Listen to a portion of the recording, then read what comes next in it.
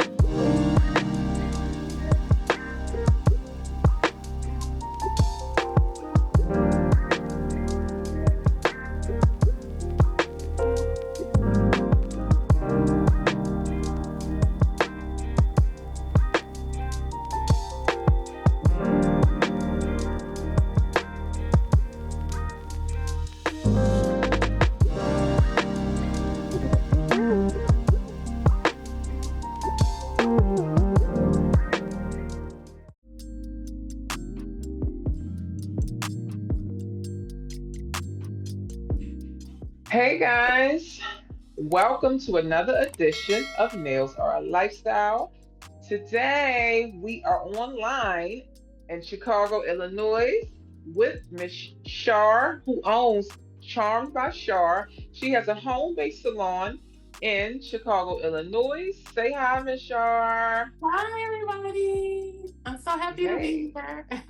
Yes, yes, yes. So listen, guys, this is our first time doing it online. So please bear with us today. Miss Shar, how long have you been doing nails, darling? I have been doing nails for 15 years. Oh, wow. So have you always been at home? No. When I first started, I worked in salon. I worked in nail salons. I'm sorry, I shouldn't say nail salons. I worked in the salons for probably 2 years before I decided to move my business to my house. Okay. Um, I worked in several. In my beginning of my nail career, I was a new mom. So I was trying to navigate that, and I was new to being an entrepreneur. I had been corporate, and so I was trying to navigate working for myself and being a new mom all at the same time. So I had several challenges in the beginning, but working in the salons just wasn't working for me. So what made you want to decide to do nails? Like what started it? So I always loved nails. I never really got my nails done. It's funny, but I just always had a love for nails. Always wanted to do it, and I just did not have the time to take the plunge and go. I had started, I can't remember how old I was, maybe right out of high school. I had started a month, then I got a really nice job and I just let it go. And I got Mm. laid off of my job. And I took that as an opportunity. And I said, you know what? I'm just going to do what I've been dying to do for so long. And that started my nail journey. Okay, and then the first salon was that a nail salon, a hair salon? What was it? It was a hair salon. I actually got my hair and nails done in this salon. And when I finished school, I just went and talked to the lady that was doing my hair, and I just asked her if I could work there. And the girl who did I only got my feet done at that time, and she told me, come work here. I'll mentor you, and things like that. So that's how it started. Was that the only one that you worked in? The only salon? No, I worked in about, let me see, I only worked in one nail salon, and the rest were hair salons. And before I came home, the last place I worked in was a threading bar. How was that experience? the threading ball? Actually, it was good for the most part. I learned how to thread. Um, so that was something that I was able to add to my service menu. Um, I have to say that most of my career being in salons was not favorable for me. I did not really have good experiences in the salons for different reasons, but it just wasn't working for me. And I opted to go home because the last salon that I worked in, she was closing the area. It was going pretty good, but she was closing the area. She had two parts of her salon, and she Mm-hmm. decided to close the nail salon. And she told me I could stay, but that part had the pedicure stations, and she was getting rid of it. So I just said, you know what? I'm just going to go. I'm just going to go home, and that's what I did. And I just built my business from there. So, what type of challenges did you think that you were facing? Because it sounded like you was having a bad experience at every salon. So, like, what type of challenges did you think? Well, what would you say you were having at these salons? I'm going to say that most of the challenges that I had, it had to do with money. I being from corporate, I was used to getting my paycheck every 2 weeks, knowing how much money I was gonna have, and that. Well, once I started doing nails and I started working in these salons, and now I'm new to this industry, so a Mm-hmm. lot of things I wasn't familiar with. And even though my boyfriend at the time, he was a barber and he'd been a barber for many years, I just did not. I just wasn't getting the how how it should happen. So what happened mainly to me was I just was dealing with salon owners who just saw me as just an added piece to their salon. I didn't They didn't see me as added value. They just wanted someone else to be able to give them revenue. So a lot of things I didn't have, like there's a difference between booth rent and commission. Mm-hmm. I was operating as commission, but they were treating me as if I was a booth renter because I was buying my own supplies. Mm. In a commission salon, they're supposed to be supplying you with that. So, was this at every salon? I would say most of them. Now, there was a salon or two where they had some products, for instance, polish. Polish was probably the only thing they really supplied, but it wasn't a very big selection of polish. And I don't know if you're like me, being in this industry, I love polish. I mean, like, I'm addicted. I'm always buying polish. This is just what I do. And I don't need another bottle, but that's just something that I did. I was always buying polish. And when I first started was when gel polish was just becoming popular. It was just Right. becoming a thing back then. So you wanted the colors. People were interested in this product. So the owners didn't want to purchase it because it was expensive. Mm-hmm. You know, you had to have the light, you had to have the base coat, the top coat, the color, you had to have you had to have all these things. And most of them didn't want to purchase it. And one salon in particular, when I did decide to go booth rent, I was terrified because I was like, I don't know if I'm going to be able to make booth rent this week. And I had a very successful first week. So that just motivated me going forward after that. But after that salon, I went to work in another. So that was the next salon, was the last salon that I worked in, and that's where when she closed it, I just decided to go home. So when I moved into my home, I had this huge array of polish, and people would always come in and they would say, wow, this looks better than the salons that, you walk into off the street, because I had so much polish. They just were not used to that. Mm-hmm. Yeah, and actually, right now, what I have is only a third of really what I have. I just can't put it all out because I don't have enough room. My old place, I had like a huge wall, long like the length of the house, and here I don't have as much space, so I can't put all that out, which is a good thing. Clients get confused when you have too many colors. So yeah, Decision fatigue. I dealt with a lot of money issues with salon owners. They didn't really want to pay me. I just had struggles with that. And then coming from corporate, it's just a different customer service area that I was used to. And I was just dealing with a lot of cattiness and jealousy type situations coming into the Oh, industry. Yeah, so it was a struggle for me in the beginning. And I remember one lady that I worked with, she told me that you had to be a BITCH in order to make it in this industry. That's what she told me. You're too nice. You're just too nice. And I just don't think that is the case. I think that you just have to set boundaries. That's it. absolutely. So how long have you been working from home now? So I've been working from home about 13 years. Wow. And never look back. No, you know what? People have asked me to work, what I want to consider working their salons, and I like setting my own rules. I like doing my own thing. And even when I presented it to my clients, like, oh, I'm thinking about maybe working in the salon, they are like, no, no, we like it. We like the intimacy. We like it's just us. And um so I'm not saying that's my deciding factor, but I do want to please my clients.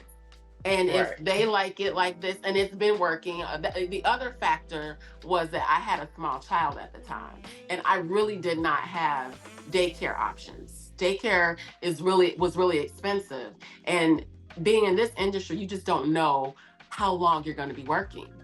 I can Exactly. say that I'm working from 7 a.m. to 7 p.m., but that very rarely ever happened. So it was hard to find reasonable price daycare and someone just to keep her that I trusted.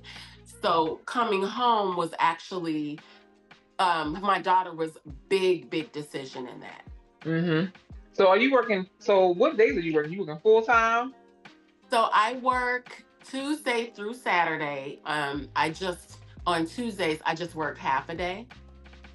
Okay. And the rest of the week, I work. So I guess that's considered full time. I used to didn't work. I stopped working Tuesdays, and then I was like, I don't have nothing to do, so I might as well go back and Mm-hmm. work. You know what I mean? Um, it just some people's schedules just So I said, I'll go back and I'll work half day on Tuesday, and so it's just been working out. So what do you specialize in? So I would say the main services that I do are gel polish manicures and pedicures. And I would say I do hard gel Mm-hmm. and acrylic. Those are my most popular services. Okay. So would you ever even consider owning a salon and having others work with you or for you? Would you consider that? I have considered it. It's definitely something that's in the forefront. It just has to be the right situation. But it's definitely something that I'm looking to do. But I want to make it more of, I would like to train some new technicians coming into the business. I would rather give them the business and me kind of like just keep the clients that I have, not necessarily gain new ones, but I would love to train them and train them properly and let them build their businesses. Because I mean, I've been doing it this long. I'm Mm-hmm. ready to pass on the torch. I would love to see new technicians come in the industry trained properly. So what are some of the differences that you see, let's say from even post COVID, then let's go back maybe 10 years when it comes to the nail industry. So what did you see are some of the differences? You see The di- anything?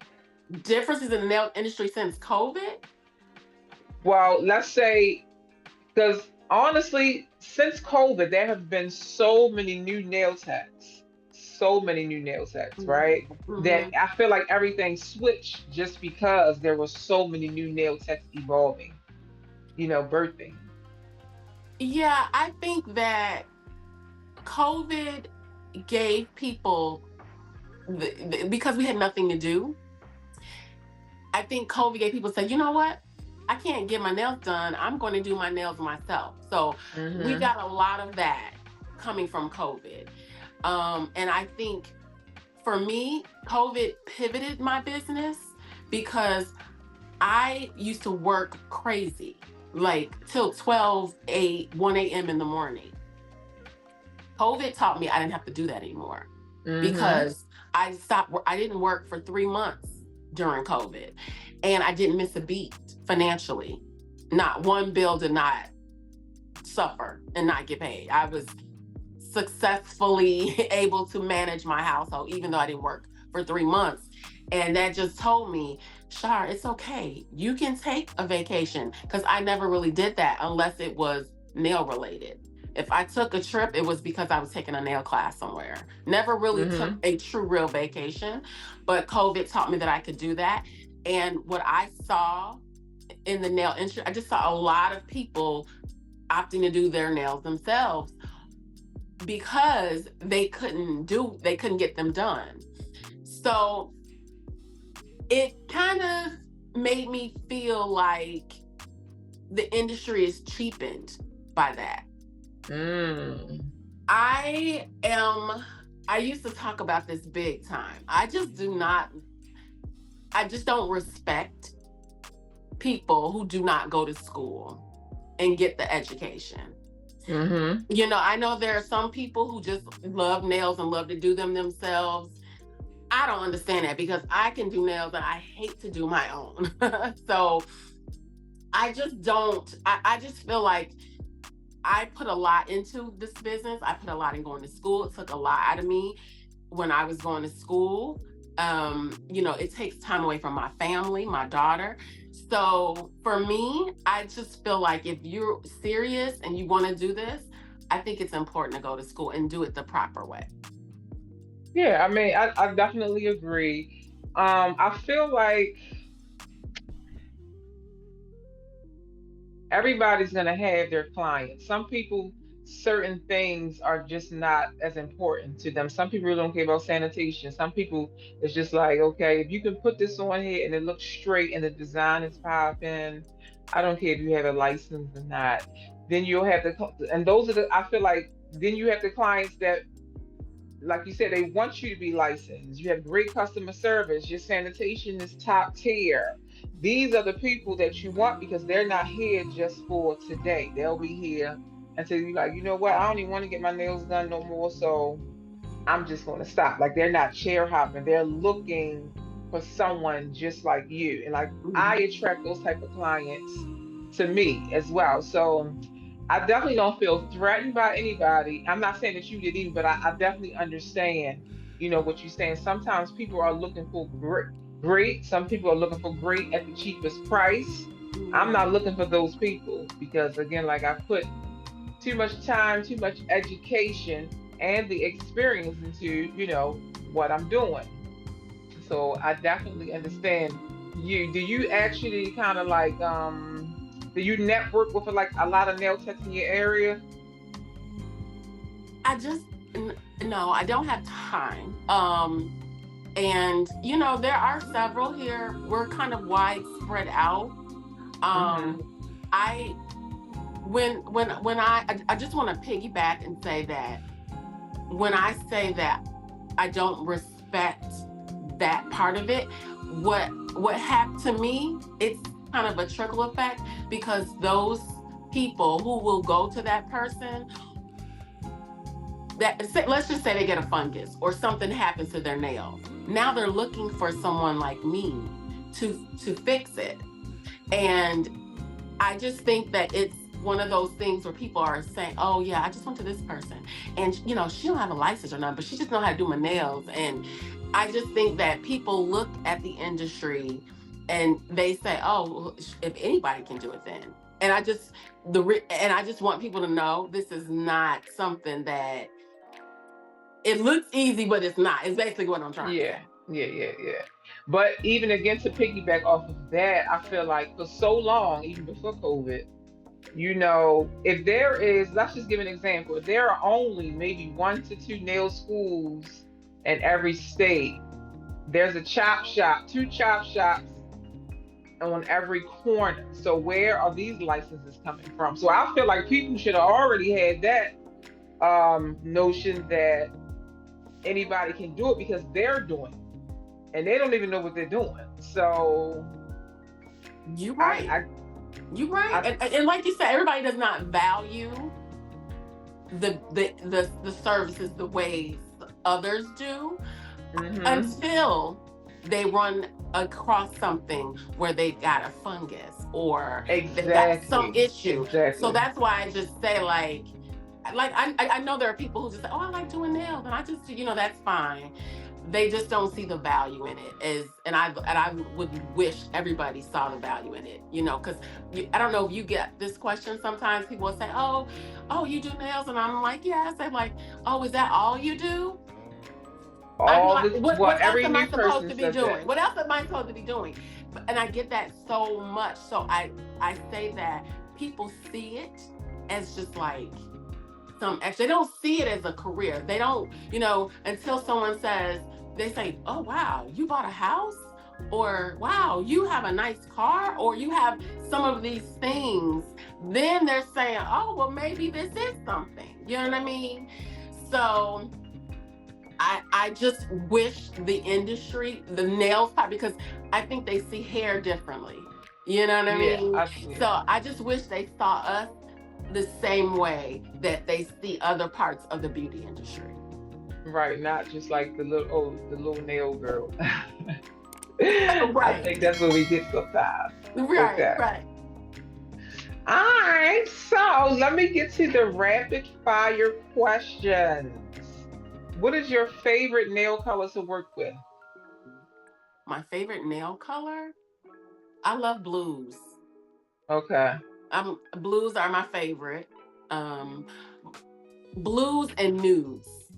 I can see that for you. Blues and nudes. I feel like with the nude, you could just do so much. You can leave it plain. You can put a design on it. You can put stones on it, and it's gonna be fabulous. But if I had to say color, then it's definitely blue. Okay. Long nails or short nails? Oh, well, I love long nails for design, but I love me a short, cute almond shape.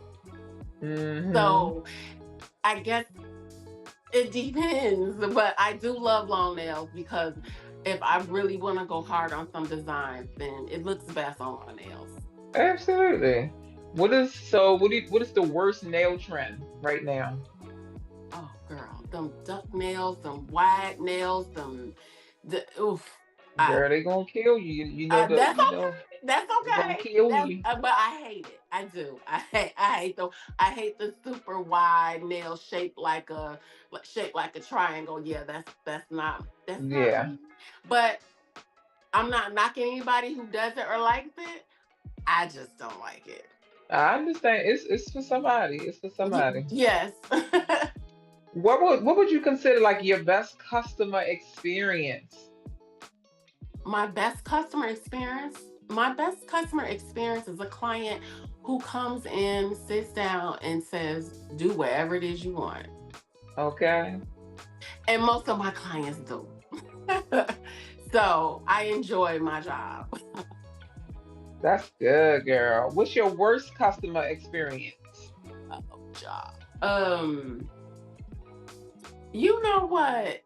Th- this is bad, but I have the hardest time when someone comes to me and they've been to a non-standard salon and I feel like they are watching everything I do as if making sure I don't mess up or do something to them.